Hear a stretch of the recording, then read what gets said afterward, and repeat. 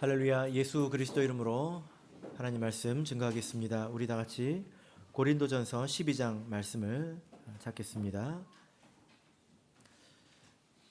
고린도전서 12장 1절에서 11절까지 말씀을 우리 다 같이 찾겠습니다. 고린도전서 12장 1절에서 11절까지 말씀을 우리 먼저 한 절씩 교독하겠습니다. 고린도전서 12장 1절 형제들아 신령한 것에 대하여는 내가 너희의 알지 못하기를 원치 아니하노니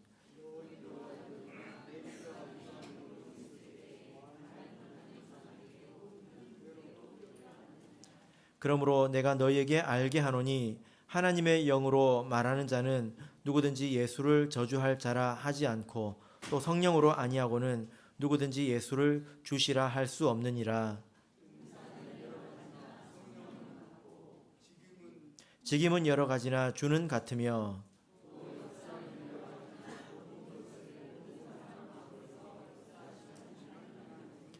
각 사람에게 성령의 나타남을 주심은 유익하게 하려 하심이라.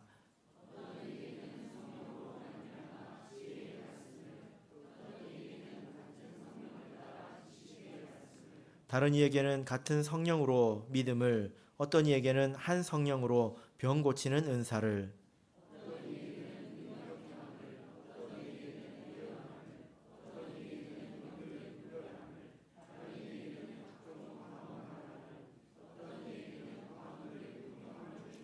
같이 읽겠습니다. 이 모든 일은 같은 한 성령이 행하사 그 뜻대로 각 사람에게 나눠 주시느니라. 아멘. 네, 오늘 이 시간은 영적인 것에 대하여 라는 제목으로 말씀을 전하겠습니다. 이 세상에는 과학으로는 설명하기 힘든 희한한 일들이 많이 있습니다. 사람들이 그런 일을 또 겪기도 하죠. 예를 들어 보자면 사람이 꿈을 꿉니다. 그런데 그 꿈이 딱 맞다는 것입니다. 이런 것들을 예지몽이라고 하죠. 그리고 어떤 사람들은 미래를 맞추는 그런 능력이 있습니다. 그리고 때로는 의학적으로는 도저히 설명되지 않는 그런 치료의 일들이 있고요. 어떤 사람은 죽은 사람을 보기도 합니다. 또 텔레파시 같은 그런 일들도 있고 또 유체 이탈이나 임사 체험 같이 과학적으로는 판별하기 힘든 그런 일들이 있습니다. 그리고 이런 그 영역에 대해서 상당히 진지한 사람들도 많이 있지 않습니까? 제가 교회에 들어오기 전에는 그런 이야기들을 들으면 저것이 정말 진짜인가 아니면 가짜인가 굉장히 궁금했습니다. 신기하긴 한데 어디 가서 확인할 방법이 없지 않습니까? 그러니까 저게 진짜인가 가짜인가 그렇게 생각했던 기억이 납니다. 그러다 보니까 이렇게 그 과학으로는 접근할 수 없는 그런 많은 영역들이 있다 보니까 사람들이 마구마구 이렇게 상상을 하지요. 그래서 전생이라든지 혹은 불교의 지옥이라든지 혹은 우리와는 다른 저 너머에 어떤 다른 세계는 있지 않을까 이런 상상을 또 많이 하기도 합니다. 그래서 사람들에게는 좀 이런 그 마음이 있는 것 같아요. 이렇게 지금 우리가 살고 있는 보이는 세상 말고 보이는 세상 위에 보이지 않는 세상이 또 있는 것은 아닌가? 그리고 지금 이 세상 말고 또 저 먼 곳에 다른 세상이 있는 것은 또 아닌가?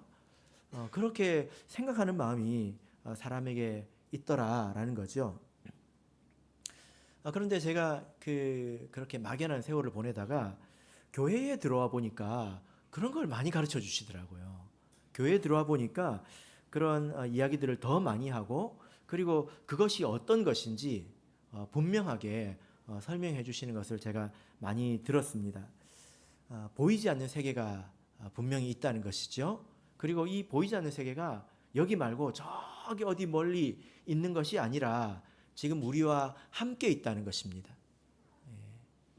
하나님이 계시고 보이지 않는 하나님이 계시고 그리고 영적인 존재들 천사와 마귀가 있고 그로 인해서 많은 일들이 어우러져서 이런 일 저런 일 이런 것들이 일어난다라는 거죠.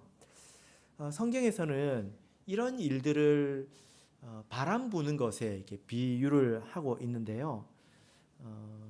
참 기가 막힌 비유인 것 같습니다. 왜냐하면 딱 맞는 것 같아요. 설명하기 어려운 것인데 딱 맞는 것 같습니다. 왜냐하면 바람이 불면 바람이 보입니까? 눈에? 바람이 부는 것이 눈에 보입니까? 안 보이잖아요. 그죠? 분명히 바람이 있는데 어디서 와서 어디로 가는지 우리가 알지 못합니다. 그죠? 근데 바람이 보이진 않는데 바람 부는 소리는 또 들리고 그리고 나뭇가지가 살랑살랑 흔들리는 것이 또 보인다라는 것입니다. 마치 바람과 같이 바람이 부는 것과 같이 보이지 않는 어떤 존재들이 우리에게 영향을 미친다는 거예요. 그래서 손에다가 바람을 한번 불어보세요. 하고 불어보면 손에 느낌이 오잖아요. 그런 것처럼 어떤 영적인 존재들이 나에게 영향을 미치고 우리가 그것을 겪고 경험하고 살아간다는 것을 교회 오니까 아주 분명하게 설명을 해 주셨습니다. 우리가 이것을 이렇게 뭐라고 표현할까요? 성경에서는 이 보이지 않는 것을 영이라고 이야기합니다. 영. 그리고 그 영의 세계를 줄여서 영계라고 이야기하죠. 영적인 세계, 영계라고 이야기를 합니다. 헬라어로 이 바람을 푸뉴마라고 하는데 이 푸뉴마의 다른 뜻은 또 영이기도 하죠. 푸뉴마라고 하는 이 단어에 두 가지 뜻이 있는데 하나는 바람이고 하나는 영이라는 것입니다. 뭔가 비슷한 속성이 있다라는 거죠. 그래서 바람이 불어서 우리가 느낄 수 있는 것처럼 영적인 존재가 우리에게 영향을 미칠 수 있다는 것입니다. 반면에 우리 사람은 영적인 존재에 영향을 참 미치기가 어렵죠. 바람이 불어오면 우리가 뭐 이렇게 한다고 해서 바람이 가거나 그러진 않잖아요. 그래서 우리가 이런 신비로운 일들을 들으면 이런 것들이 어디서 왔는지 무슨 일인지 우리가 대략 믿음 안에서는 분별할 수가 있다는 것입니다. 그래서 이 영적인 세계는 저기 어디 멀리에 있는 것이 아니라 우리와 함께 있습니다. 조금 더 이렇게 분명하게 말해보자면 영적인 세계가 우리가 살고 있는 이 세상보다 더 큽니다. 이 영적인 세계 안에 바로 우리가 사는 이 세상이 있는 것이죠. 마치 이것과 같습니다. 우리 사람은 바닥에 딱 달라붙어 사는 위를 바라보지 못하고 앞뒤만 바라볼 수 있는 개미와 같습니다. 근데 나비는 공간을 날아다니지 않습니까? 나비가 이렇게 날았다 앉았다 날았다 앉았다 하면 개미 눈에는 어떻게 보일까요? 있었다 없었다 있었다 없었다 이렇게 보이겠죠? 그죠? 마치 그런 것 같다는 것입니다. 영적인 세계는 우리가 사는 이 세상보다 한 차원 높은 그런 세계다라는 거죠. 자, 여러분, 그러면 우리는 이 영적인 세계 속에서 일어나는 일들에 대해서 우리가 알아야 될까요? 그 세계 속에서 무슨 일이 일어나고 있는지 우리가 알아야 될까요? 아이고, 목사님, 세상 일도 모르는데 보이는 것도 모르겠는데 무슨 영적인 세계입니까? 보이지도 않는데 혹시 그렇게 생각하십니까? 자, 우리 창세기 28장을 보겠습니다. 이 말씀이 오늘 여러분에게 일어난 말씀이라고 저는 믿는데요. 창세기 28장 11절을 보겠습니다. 창세기 28장 11절부터 16절까지 읽어보겠습니다. 창세기 28장 11절에서 16절 제가 읽겠습니다. 한 곳에 이르러는 해가 진지라 거기서 유숙하려고 그곳에 한 돌을 취하여 베게 하고 거기 누워 자더니 꿈에 본즉 사닥다리가 땅 위에 섰는데 그 꼭대기가 하늘에 닿았고 또 본즉 하나님의 사자가 그 위에 오르락 내리락 하고 또 본즉 여호와께서 그 위에 서서 가라사대 나는 여호와니 너의 조부 아브라함의 하나님이요 이삭의 하나님이라 너 누운 땅을 내가 너와 내 자손에게 주리니 내 자손이 땅의 티끌같이 되어서 동서남북에 편만할지며 땅의 모든 족속이 너와 내 자손을 인하여 복을 얻으리라 내가 너와 함께 있어 내가 어디로 가든지 너를 지키며 너를 이끌어 이 땅으로 돌아오게 할지라. 네, 여기까지 읽겠습니다. 이 내용을 보면 영적인 세계라는 것이 이런 것이다라는 것을 알 수 있는데요. 야곱이 형 에서의 에서를 피해서 도망을 가고 있습니다. 아주 먼 길을 홀로 가고 있죠. 굉장히 고단하고 또 두렵고 어려운 길입니다. 거기서 이렇게 돌을 베고 자고 있는데요. 이 돌을 베고 자고 있다고 하는 것은 그가 가진 것이 아무것도 없다는 것입니다. 아무것도 가진 것이 없다라는 것입니다. 홀로 먼 길을 아무것도 가진 것 없이 고달프게 걷고 있다고 생각했는데 어느 날 이제 그때 꿈을 꿨는데요. 무엇을 보았습니까? 자기가 있는 곳에서 하늘까지 사다리가 놓여 있는 것입니다. 그리고 그 사다리 위에는 누가 계셨습니까? 하나님이 계셨습니다. 그리고 그 사다리로 하나님의 사자들, 천사들이 오르락내리락 오르락내리락 하고 있었다는 거예요. 이게 무슨 뜻입니까?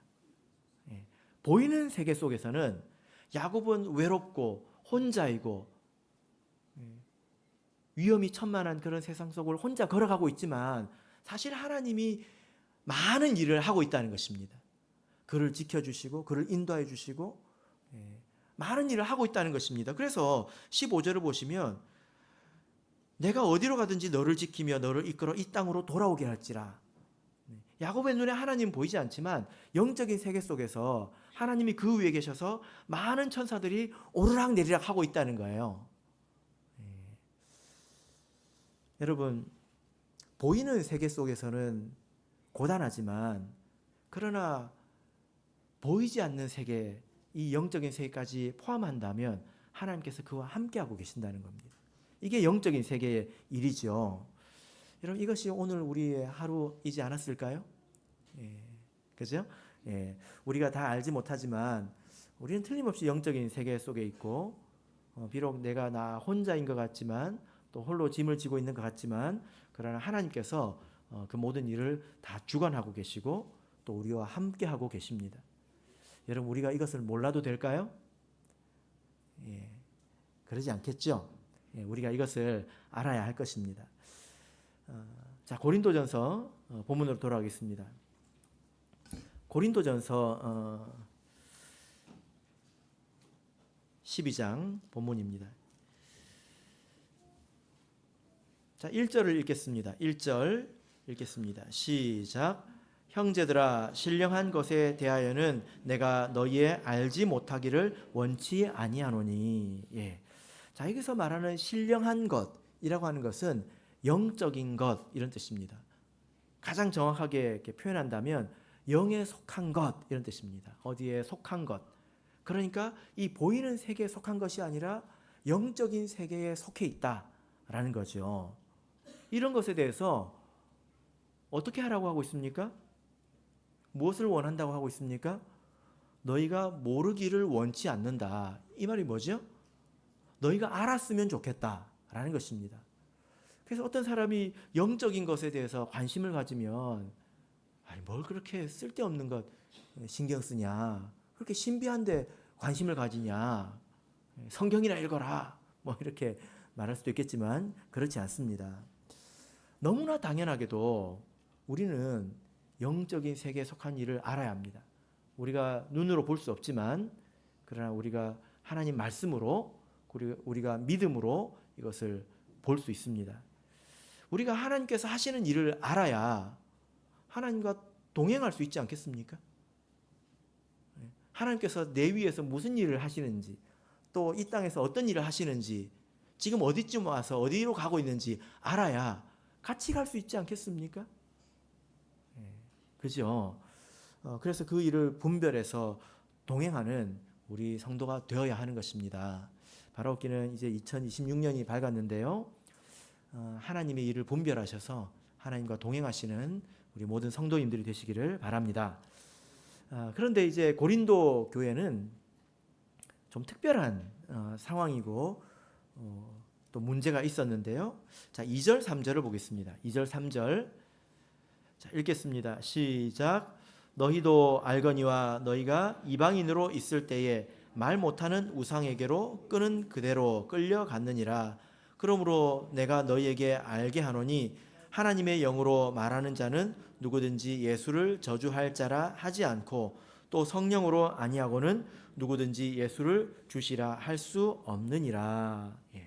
자, 이 두 구절의 말씀은 영적인 것을 분별하는 대원칙입니다. 우리가 고린도전서를 쭉 읽어보고 특별히 이제 12장부터 이어지는 고린도 교회의 그 상황을 보면 고린도 교회는 영적인 일들이 되게 분명하게 또 많았던 것 같습니다. 드러나는 일들이 초자연적인 그런 일들이 좀 많았던 것 같아요.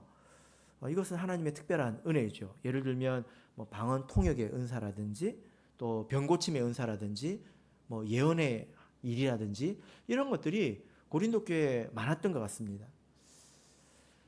그런데 우리가 경험적으로 하나 알고 있는 것이 있는데 그것이 뭐냐면 여러분 성령의 역사가 충만한 곳에는 사단의 역사도 많이 일어납니다. 그래서 분별하기 힘든 일들이 더 많이 생긴다는 것입니다. 하나님이 힘쓰는 곳에 마귀도 힘쓴다는 거죠. 그래서 그런 일들이 분별하기 쉽지 않고 그것 때문에 사람들이 속기도 한다는 것입니다. 마귀의 일을 하나님의 역사로 속기도 한다는 거예요. 왜 속을까 하고 보면 이런 영적인 일들은 사람을 부풀어 오르게 합니다. 이렇게 교만하게 한다는 것입니다. 나는 이런 걸 경험해봤다.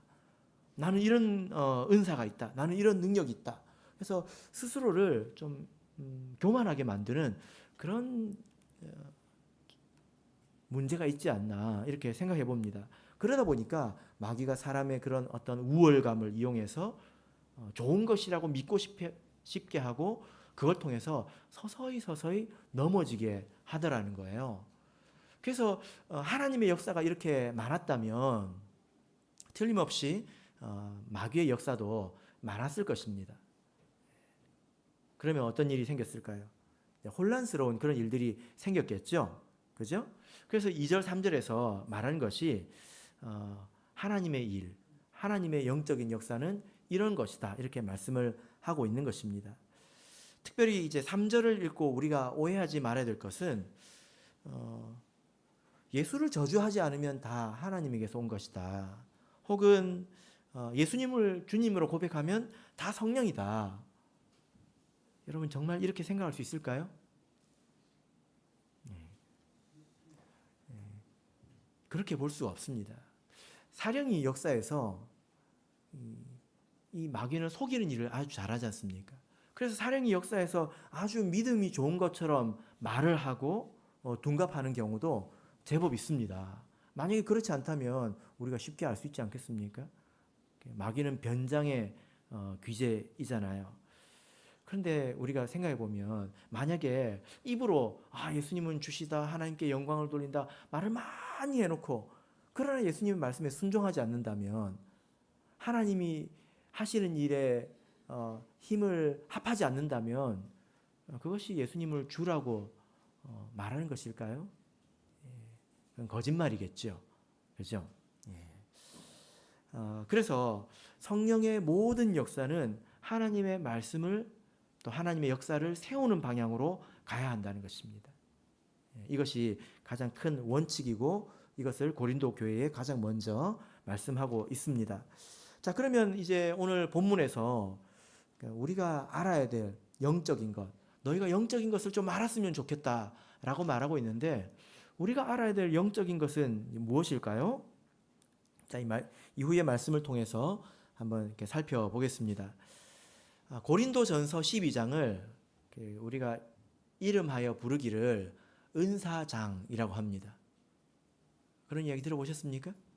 만약에 고린도전서 12장이 없었다면 우리가 성령의 은사에 대해서 체계적으로 아는데 좀 제한이 있었을 것 같아요. 그래서 은사장이라고 부릅니다. 마치 13장은 사랑장, 히브리서 11장은 믿음장, 고린도전서 15장은 부활장 이렇게 부르죠. 그죠? 예. 12장은 무슨 장이다? 은사장이다. 예. 성령의 은사에 대해서 말씀한다. 라고 하는 것은 오늘 이 말씀을 전체적으로 보면 약간의 오해를 일으킬 수 있는 그런 표현인 것 같아서 제가 먼저 이렇게 말씀을 드려봤습니다. 고린도전서 12장은 영적인 것에 대한 것입니다. 근데 그 영적인 것에 무엇이 있을까요? 예, 세 가지가 있다는 거예요. 자, 4절에서 6절을 보시면 영적인 것의 안에는 세 가지가 있는데 무엇이 있을까요? 4절에서 6절을 우리 같이 읽어보겠습니다. 시작. 은사는 여러 가지나 성령은 같고 직임은 여러 가지나 주는 같으며 또 역사는 여러 가지나 모든 것을 모든 사람 가운데서 역사하시는 하나님은 같으니. 예. 자, 여기 보면 세 가지를 이야기하고 있죠. 첫 번째는 은사입니다. 은사. 예. 은사라고 하는 것은 은혜의 선물, 선물이라는 뜻입니다. 선물은 이유가 있어서 주는 게 아니라 그냥 주는 게 선물이죠. 그 다음에 두 번째는 무엇입니까? 직임. 직임은 섬김의 직분을 말하는 것입니다. 그리고 세 번째는 역사. 이것은 하나님의 일하심을 말합니다. 그러니까 영적인 것에는 세 가지가 있다는 거예요. 첫 번째는 은사, 두 번째는 직분, 세 번째는 역사, 세 가지가 있다는 것입니다. 은사장이라고 이야기하면 이 세 가지 중에 하나만 이야기하는 것 같고 지금은 잘 보기 힘든 어떤 은사네 하고 지금 우리와 상관없는 이미 지나가 버린 이야기를 말하는 것 같이 이야기해버리고 12장을 넘어가기가 쉽다는 거예요. 그런데 그렇지 않다는 것입니다. 영적인 것, 영적인 세계에 속한 것은 무엇이냐? 은사를 받은 사람이 보이는 세계 속에서 직분을 맡게 되고 그 사람을 통해서 하나님의 역사가 드러나는 것이다 라는 겁니다. 은사도 있고 직분도 있고 역사도 있고 이 세 가지가 별도로 있는 것이 아니라 사실 이것이 하나인데 은혜의 선물을 받은 사람들이 이 땅에 보이는 하나님의 교회 속에서 직분을 맡게 되고 그 사람들을 통해서 하나님의 역사가 이루어진다는 거예요. 하나님의 일이 이루어진다는 것입니다. 이게 영적인 거라는 것입니다. 자, 구체적으로 어떤 일이 있을까요? 자, 7절에 보시면 각 사람에게 성령의 나타남을 주심은 이렇게 말씀하고 있습니다. 이제 성령의 나타남인데요. 자, 8절부터 10절까지를 우리가 읽지 않았습니까? 다시 읽기는 조금 길죠? 여기서 다시 한번 눈으로 보시기 바랍니다. 여기 보면 성령의 나타남이 이런 것이구나 하고 쭉 우리가 볼 수 있는데 무엇이 있습니까? 지혜와 지식의 말씀 그리고 어떤 얘기는 믿음을 이 믿음은 우리가 그리스도를 주라고 믿는 그런 믿음이 아니라 아주 특별한 믿음을 말합니다. 병고침, 능력, 예언 또 영을 분별하는 것 그리고 각종 방언을 말하고 방언들을 통역하는 것 이렇게 이제 우리가 세어보면 총 9가지가 나옵니다. 근데 이것을 어떤 예계는 그리고 다른 예계는 이렇게 구분을 하고 있는데 이 9가지를 우리가 이렇게 구분해 보면 첫 번째는 지혜와 지식의 말씀입니다. 그죠? 말씀을 깨닫고 말씀을 전하는 걸 말하죠. 두 번째는 어떤 영적인 능력에 관한 것입니다. 믿음, 병고침, 능력, 예언, 영분별 이런 것들은 특별한 능력이죠. 그 다음에 마지막 두 가지는 방언과 관계가 있습니다. 방언을 말하고 각종 방언을 말하고 방언들을 통역하는 것 이것은 방언과 관계된 것입니다. 그래서 우리가 이것을 9가지를 이렇게 전체적으로 보면 성령의 은사는 뭔가 초자연적인 신비로운 그런 것이다 이렇게만 생각할 수가 없다는 것을 알 수 있습니다. 성령의 은사는 병고침이다 초능력이다 이런 식으로 보는 것은 아주 좁게 본다는 것입니다. 영적인 세계를 보는 눈을 이렇게 좁혀버리는 것이라는 것입니다.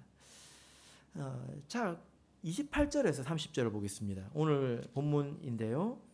자, 28절에서 30절을 보시면 다른 관점에서 영적인 것을 이렇게 서술을 하고 있습니다. 자, 28절에서 30절 자, 읽겠습니다. 시작.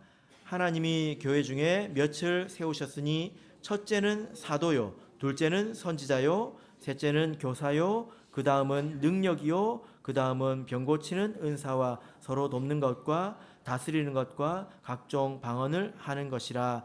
다 사도겠느냐? 다 선지자겠느냐? 다 교사겠느냐? 다 능력을 행하는 자겠느냐? 다 병 고치는 은사를 가진 자겠느냐? 다 방언을 말하는 자겠느냐? 다 통역하는 자겠느냐? 예. 고린도전서 12장을 읽으시면서 혹시 여러분 요즘 시대에는 이런 거 없어 이렇게 생각해 보시지는 않았습니까? 그게 맞는 생각일까요? 예. 우리가 다시 보시면요, 지금 방금 읽은 28절에서 30절은 직분의 관점에서 또 역사의 관점에서 일의 관점에서 영적인 것을 서술하고 있습니다. 그래서 이제 8절부터 있는 것과 사실은 동일한 것인데 다른 관점에서 말하고 있다는 거예요. 근데 특이한 것은 여기서는 순서를 매기고 있다는 것입니다. 첫째는, 둘째는, 셋째는 이렇게 말하고 있습니다. 그리고 그 뒤로부터는 말하지 않아요. 넷째는, 다섯째는 없습니다. 첫째가 무엇입니까? 예, 사도요. 둘째는 선지자요. 셋째는 교사요. 넷째는 없습니다. 넷째는 그 다음이에요. 그 다음은 이렇게 나오죠. 예, 마치 뭐 이렇게 표현해도 되는지 모르겠지만 올림픽에 나가면 금메달, 은메달, 동메달을 주는 것과 같습니다. 이 첫 번째, 그러니까 사실 이것이 가장 중요하다는 거예요. 예, 가장 중요한 것이 무엇이라고 말하고 있습니까? 사도, 그 다음에 선지자, 그 다음에 교사, 무엇과 관계되어 있습니까? 말씀과 관계되어 있는 거예요. 말씀을 가르치는 것과 관계가 있는 거예요. 그죠? 예. 그 뒤로부터는 이제 숫자를 붙이지 않고 있습니다. 그런데 앞에 와서 8절부터 보시면 성령의 나타남을 주신다고 할 때 여러분이 생각할 때 어떤 것이 생각납니까? 성령 어떤 특별한 능력, 그런 병고침, 뭐 예언 이런 것이 생각나십니까? 근데 여기서 제일 처음 말하고 있는 게 뭐죠? 지혜의 말씀을, 그리고 지식의 말씀을 이야기하고 있습니다. 그러니까 가장 중요한 게 뭐라는 것입니까? 성령의 나타남, 영적인 것 중에 가장 중요한 게 뭐라는 거예요? 말씀을 깨닫고 말씀을 가르치는 것입니다. 왜 그게 가장 중요할까요? 영적인 세계에서 가장 중요한 것은 생명을 주는 것입니다. 그리고 영적으로 성장하는 것입니다. 이 모든 일들은 다 말씀으로 되는 거거든요. 말씀을 믿음으로 되는 거지 않습니까? 영적인 세계에서 제일 중요한 것은 말씀에 관한 것입니다.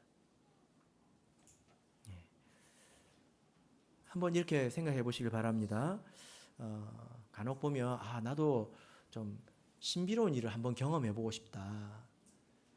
좀 초자연적인 일을 한번 경험해 보고 싶다. 이렇게 이제 생각을 합니다. 뭐 저도 그렇게 생각해 본 적이 이제 있었던 것 같고, 그리고 그 마음을 지금도 이해는 합니다. 그런데 그런 일을 경험하는 목적이 무엇입니까? 경험하고 싶어하는 목적, 이유가 무엇입니까? 믿음을 세우고 싶어하는 거잖아요. 호기심이 아니라 믿음을 세우고자 하는 것 아니겠습니까? 만약에 내가 그런 어떤 일들을 경험하고 믿음을 세우지 못하고 도리어 교만해진다면 겪지 않는 것만 못하지 않느냐라는 것입니다. 그죠? 예. 그래서 신앙생활하는 데 있어서 이 영적인 세계에서 제일 중요한 것은 진리를 깨닫고 진리를 받아들이고 진리 가운데 성장해서 영생을 얻는 것입니다. 예. 그런 일들이 지금 있을까요? 없을까요? 예. 지금 있을까요? 없을까요? 예, 있죠. 과거보다 훨씬 더 풍성하게 있습니다. 예전에 우리 참예수교 초기에 성령의 은사, 뭐 방언 통역 이런 일들이 많았잖아요. 근데 그 배경을 한번 보십시오. 왜 그런 일들이 많았을까요? 무지해서 그렇습니다. 어떤 일들이 있으면 교회에 어떤 문제가 생겨요? 그런 일들이 무슨 일인지 알지 못해요. 알아도 어떻게 해결해야 될지 몰라요. 그러니까 성령께서 성경 구절을 일러주시고 깨닫게 해주시고 알게 해주시는 것입니다. 그래서 하나님께서 말씀을 깨우치기 위해서 우리의 믿음을 성숙하게 하기 위해서 이것저것을 부차적으로 주시는 것일 뿐이지 핵심은 무엇입니까? 말씀을 깨닫는 것이다 라는 거죠. 그래서 어쩌면 지금 우리 교회 가운데 이런 일이 고린도전서 12장 같은 일이 없다라고 생각한다면 이 12장에서 말하고 있는 것이 무엇인지 잘 깨닫지 못한 것일 수 있다는 것입니다. 깨달아 가르치는 것이 가장 중요합니다. 그리고 우리가 이 하나님 말씀을 깨닫는 것은 머리로 되는 게 아니에요. IQ가 좋아서 또 지능이 좋아서 이렇게 이해하고 또 그것을 잘 가르치는 것이 아닙니다. 이것은 하나님의 감동으로 되는 것입니다. 깨닫는 것도 그렇고 배우는 것도 다 하나님의 감동으로 되는 것입니다. 그래서 지금 12장에서 두 번에 걸쳐서 영적인 것, 또 성령의 나타남 이런 것들을 말씀하고 있는데 이것을 잘 이해하신다면 우리 가운데 영적인 일이 풍성하구나 라는 것을 깨달을 수 있을 거예요. 그것이 저는 틀림이 없다 이렇게 생각합니다. 그리고 여전히 우리에게 어떤 성령의 나타남이나 우리가 일반적으로 생각하는 그런 신비로운 일들이 없는가? 전혀 그렇지 않습니다. 하나님께서 필요할 때는 반드시 주십니다. 그런 일이 아니고서는 헤쳐나갈 수 없는 그런 일이 있다면 하나님께서 풍성하게 반드시 주십니다. 우리가 사도행전을 보면 굉장히 스펙터클 하지 않습니까? 그게 수십 년의 역사거든요. 만약에 이 지금 말세 우리 참예수교의 역사를 수십 년의 역사를 사도행전처럼 농축시켜 놓고 본다면 저는 틀림없이 사도행전 못지 않을 거라고 믿습니다. 그 가운데 가장 풍성한 것은 말씀을 배우고 깨닫고 이해하는 일들이 많아지고 있다라는 거죠. 이것이 하나님의 일이라는 것입니다. 영적인 세계 가운데서 하나님이 무엇을 하고 계십니까? 우리로 말씀을 깨닫게 하고 믿게 하고 그 말씀 가운데서 성숙하고 성장하게 한다는 거죠. 그것이 보이신다면 그것을 붙들고 살아가야 될 것입니다. 자, 이런 그 은사에 대해서 또 직분 하나님의 역사에 대해서 우리가 어떤 마음을 가져야 될까? 자, 14장을 보겠습니다. 14장 1절 읽어보겠습니다. 14장 1절 읽겠습니다. 시작. 사랑을 따라 구하라. 신령한 것을 사모해야 돼 특별히 예언을 하려고 하라. 자, 여기 보면 신령한 것을 사모하라 이렇게 말씀하고 있습니다. 신령한 것은 무엇을 말한다고 했죠? 영에 속한 것, 이 세상 보이는 세계에 속한 이 세속적인 일들 말고 하나님의 사업, 하나님께서 천사를 오르락내리락 하게 하셔가지고 지금 이 땅에 이루고 있는 일들, 그런 일들을 말하는 것입니다. 그런 것을 사모하라는 거예요. 그래서 영적인 것에 대해서 우리가 알 뿐 아니라 사모하는 마음이 있어야 된다는 것입니다. 하나님께서 이 땅에서 지금 무슨 일을 하고 계신지 우리가 알아야 되겠죠. 신앙생활을 잘 해나가면 틀림없이 저는 알 수 있다고 믿습니다. 하나님께서 이렇게 일하고 계시는구나. 하나님께서 이렇게 깨우쳐 가시는구나. 틀림없이 알 수 있습니다. 그러면 그것을 사모하는 마음이 있어야 된다는 거죠. 여기서 이렇게 사모하다라고 하는 것은 질투하다는 뜻입니다. 그러니까 굉장히 뜨겁게 사모하는 걸 말하죠. 적당히 사랑하면 질투심도 안 생기지 않습니까? 그냥 아주 뜨겁게 사랑하면 질투심이 생깁니다. 열심으로 불타오르다 그런 뜻입니다. 그래서 신령한 것, 이 세상의 일에만 속하는 것이 아니라 하나님의 나라에 속해서 하나님과 동행하고 싶고 하나님의 역사에 동참하고 싶고 그런 성량의 도구가 되고 싶은 그런 마음을 강하게 가지라는 것입니다. 그죠? 그러나 여기서 무엇을 말하고 있습니까? 사랑을 따라 구하라 이렇게 말하고 있죠. 우리가 나도 이것을 사모하고 나도 이런 데 동참하고 싶다 할 때 어떤 시기하는 마음으로 그런 것을 구해서는 안 됩니다. 우리에게 이것이 하나님께서 이것을 주시는 것은 교회의 유익을 위해서 주시는 거죠. 그죠? 교회의 유익을 위해서 다른 성도를 섬기고 사랑하는 마음으로 내가 사랑하는 내가 믿고 의지하는 그 하나님을 돕고자 하는 마음으로 나도 뭔가 해야 될 텐데 나도 뭐라도 해야 될 텐데 그런 마음을 가지고 구하라는 것입니다. 그러면 하나님께서 우리에게 주시겠지요. 그죠? 우리가 좋은 마음을 가지고 있어야 합니다. 아프리카의 어떤 그 사역자의 말씀을 드린 적이 있는데요. 우리가 하나님을 섬기는 사람끼리 우월감을 가질 수도 있고 열등감을 가질 수도 있어요. 조심해야 합니다. 어떤 일꾼이 다른 동역자를 보니까 다 잘하는 게 있어요. 자기만 다 못하는 것 같아요. 어떤 사람은 설교를 잘하고 신학적으로 뛰어나고 어떤 사람은 목회적으로 아주 역량이 있고 자기는 어중간해서 아무것도 아니라는 것입니다. 그래서 내가 금식으로 기도해가지고 하나님의 능력을 구해야 되겠다. 나만 바보네. 그렇게 금식으로 기도하다가 하나님께서 일찍 데려가셨습니다. 그런 마음으로 우리에게 어떤 것이 오는 것보다는 그냥 하나님께 가는 게 낫다는 거죠. 그죠?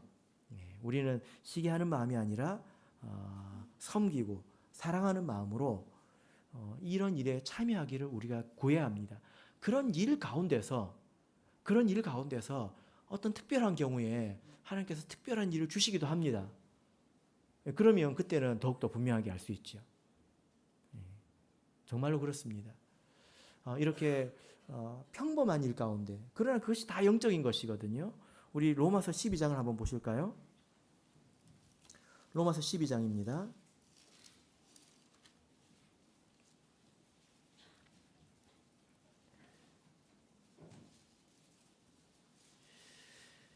자, 6절을 보시면요. 6절을 보시면 우리에게 주신 은혜대로 받은 은사가 각각 다르니 여기서 이제 은사에 대해서 말씀하고 있지 않습니까? 우리가 은혜로 받았다는 것입니다. 누가 주셨을까요? 하나님께서 주셨겠지요. 고린도전서와 같은 그런 영적인 은사라는 것입니다. 영에 속한 은사라는 거예요. 거기에 무엇이 있습니까? 예언이 있습니다. 그리고 7절을 보시면 섬기는 일이 있고요. 가르치는 일, 권위는 무엇입니까? 권면하고 위로하는 일을 말합니다. 지금으로 보면 신방하는 그런 일이죠. 그리고 구제하는 일, 다스리는 일, 이것은 임원 사역을 말해요. 긍휼을 베푸는 일, 이런 것들이 있다는 것입니다. 그러니까 이 봉사하고 가르치고 위로하고 구제하고 다스리고 이런 모든 일들이 사실은 다 은사에 속한다라는 것입니다. 제가 보면 이것이 다 사람이 하는 일 같고 누구나 할 수 있는 일인 것 같지만 이것이 하나님께서 주신 은사이고 그런 것들을 잘 받아서 하는 사람들 가운데서 때로 아주 특별한 일을 겪기도 하더라는 거예요. 그래서 아주 초자연적이고 신비로운 그런 일들을 경험하기도 해서 우리의 믿음을 더하는 일이 간혹 있기는 합니다. 그러나 그것이 이제 본질은 아닌 거죠. 여러분 우리가 이런 많은 것을 얻는다 하더라도 우리에게 만약에 사랑이 없다면 섬기고자 하는 마음이 없다면 결국 우리에게 유익이 없을 것입니다. 성경에 보면 하나님으로부터 아주 큰 힘을 얻은 사람이 있는데 바로 엘리야 선지자이죠. 엘리야 선지자가 로뎀 나무 아래에서 죽기를 구했습니다. 근데 하나님께서 이제 불쌍히 여기셔서 먹을 것을 또 마실 것을 이렇게 보내주셨죠. 그것이 얼마나 이렇게 슈퍼푸드였는지 그걸 먹고 엘리야가 달릴 수 있는 힘을 얻었는데 40주야를 달렸습니다. 울트라 마라톤에 나가야 될 것 같아요. 40주야를 달릴 수 있는 힘을 얻어가지고 어디로 갔을까요? 동굴로 갔다는 거예요. 그 힘을 얻고 하나님께 묻지 않았습니다. 그 힘을 얻고 동굴로 갔습니다. 그래서 하나님께서 네가 왜 여기 있느냐, 어찌하여 여기 있느냐 하고 엘리야에게 물어보지 않습니까? 그래서 하나님의 능력을 받는다고 해서, 어떤 은사를 받는다고 해서 다 하나님의 뜻대로 쓸 거라고 우리가 생각하지 말아야 합니다. 우리가 받는 것과 별개로 내가 이것을 어떻게 활용할 것인가는 더욱더 조심하고 조심해야 되는 문제라는 거죠. 이렇게 주의 능력을 헛되이 쓸 수도 있다는 것입니다. 그리고 고린도 교회를 보면 이 은사 때문에 더 시끄러운 교회가 되지 않았습니까? 물론 시끄러운 덕분에 우리가 이런 성경을 받아서 은사에 대해서 이해할 수 있게 됐지만 그 당시로는 좋은 일은 아니죠. 교회가 시끄러워서 수습을 해야 됐으니까 도리어 은사가 없는 것이 나을 수도 있다는 것입니다. 여러분, 그래서요 우리가 이 정신을 보고 배워야 합니다. 본문으로 돌아가겠습니다. 12장 12절부터 17절에서 말씀하고 있는 그런 정신입니다. 우리 각 사람에게 하나님께서 필요한 능력을 주시고 또 은사를 주시고 또 직분을 주시고 또 그걸 통해서 많은 역사를 이루어 가시는데요. 여기서 우리가 가져야 될 정신은 12절부터 17절에 있습니다. 우리 같이 읽어보겠습니다. 시작. 몸은 하나인데 많은 지체가 있고 몸의 지체가 많으나 한 몸인과 같이 그리스도도 그러하니라.